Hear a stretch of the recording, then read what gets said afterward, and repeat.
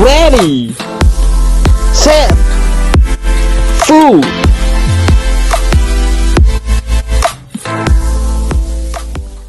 Hai teman-teman, kami dari Foodzilla. Pada video kali ini, kami akan membahas mengenai profesi di bidang food and beverages yang beberapa tahun terakhir menjadi banyak incaran teman-teman, terutama di kalangan anak muda. Bersama dengan narasumber yang sudah beberapa tahun berpengalaman di bidangnya, kami akan membahas mengenai topik serba-serbi barista bersama dengan Francisca. Halo Francisca, apa kabarnya nih? Kelihatannya lagi sibuk banget ya. Mungkin bisa berkenalan dulu? Halo teman-teman Foodzilla, nama saya Francisca. Saya bekerjanya sebagai barista, bekerja di bidang food and beverage di UUMTI, di PTC.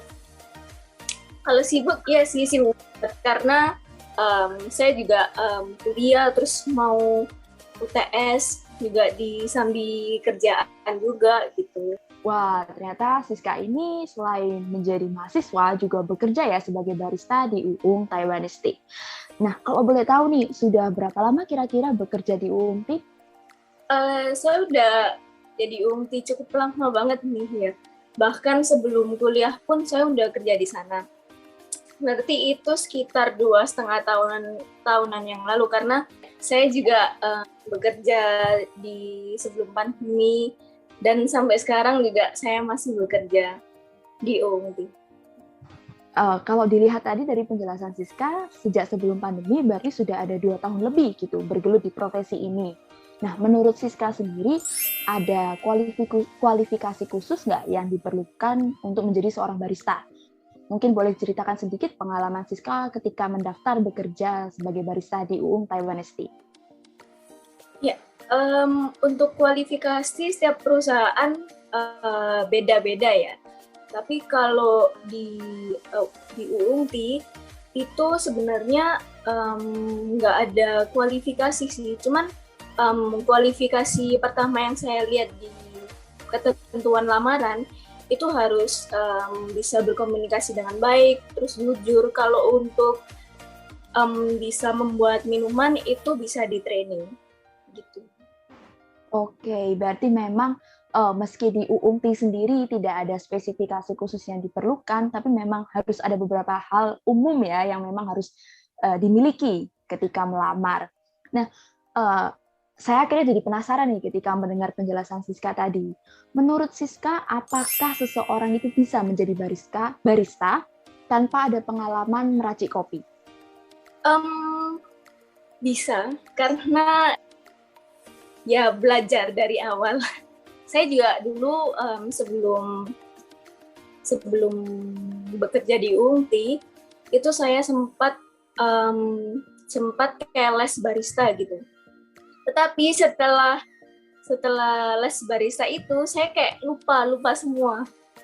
Kayak lupa gimana cara bikin kopinya, atau ngitungin gram-gram kopinya, itu kayak ngeblank semua gitu kan.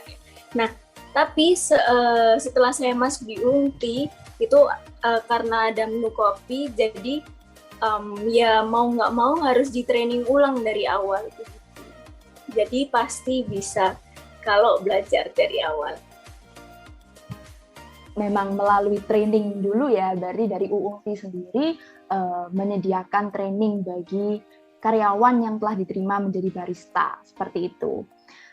Nah, kita kan tadi sudah membahas nih mengenai kualifikasi dan pengalaman Siska sendiri ketika melamar untuk bekerja sebagai barista di UUM Taiwanese. Nah, mungkin bisa dijelaskan mungkin bagi teman-teman Foodzilla di sini yang belum seberapa paham nih seluk-beluk mengenai barista, mungkin bisa diceritakan job desk barista itu sebenarnya ngapain aja. Seperti itu Siska, silakan. Nah, job desk barista itu kayak lebih membuat minuman gitu ya. Dan kalau barista sih yang dianggap orang-orang kayak lebih ke perkopian gitu, padahal bisa buat minuman yang lainnya gitu kan ya. Juga selain membuat minuman, kita juga banyak job desk yang lain. Kalau misalnya kerja mengikuti orang, gitu kayak misalnya ya kita punya tanggung jawab untuk membersihkan stand atau menyervis customer seperti itu. Jadi mau nggak mau kita juga harus bisa jadi kasir, jadi barista juga. Wah, dari penjelasan Siska ini tadi berarti memang job desk seorang barista itu tidak hanya meracik kopi saja, tapi memang harus melakukan beberapa hal lain gitu ya. Nah, dari obrolan yang sudah kita lalui nih, menurut Siska, apakah menjadi seorang barista itu worth it gitu kan? Karena kan memang sekarang profesi barista ini banyak diincar gitu, terutama untuk kalangan anak muda yang mungkin juga seorang mahasiswa. Barista ini digunakan sebagai untuk part time gitu kan, untuk cari penghasilan gitu. Nah, apa sih spesialnya profesi ini yang bisa membuat orang itu kayak merasa bahwa ini profesi yang tepat untuk mereka? Ya kalau menurut saya worth it banget sih, tapi worth it untuk orang-orang yang usianya masih muda gitu, kayak seperti saya gitu. Nah, karena di barista juga menjadi barista juga itu kita dapat ilmu baru, terus kita juga dapat ngerti macam-macam biji kopi itu kayak gimana, terus cara pembuatan minumannya itu seperti apa. Jadi yang paling penting sih lebih ke ilmunya ya, karena ilmunya sendiri tentang perkopian itu sangat penting dan juga dapat membantu untuk masa depannya kita. Siapa tahu kan ya membuka bisnis atau yang lainnya gitu. Oke, sayang sekali nih Siska, kesempatan kita untuk ngobrol hari ini sudah habis. Padahal sebenarnya kalau mau mengulik topik serba-serbi barista ini bisa lebih jauh lagi, karena kan hari ini di video kali ini Fudzila ngobrol bareng gitu, ngobrol langsung dengan Siska, seorang barista gitu kan ya. Nah, mungkin sebelum kita mengakhiri video, Siska ada kata-kata penutup untuk teman-teman Fudzila yang mungkin bermimpi untuk terjun langsung di profesi ini. Kata-kata penutup dari saya itu ya, kalau misalnya salah satu dari kalian ingin mendalami passion kalian, atau bagi kalian yang suka kopi, atau bagi kalian yang ingin mencari ilmu baru, itu bisa banget untuk menjadi barista.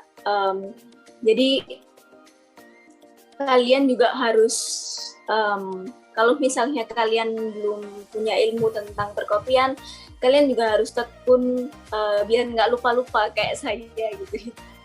Jadi harus tekun untuk belajar jadi barista. Terus ya itu saja kata-kata dari saya. Terima kasih atas undangannya teman-teman Fudzila.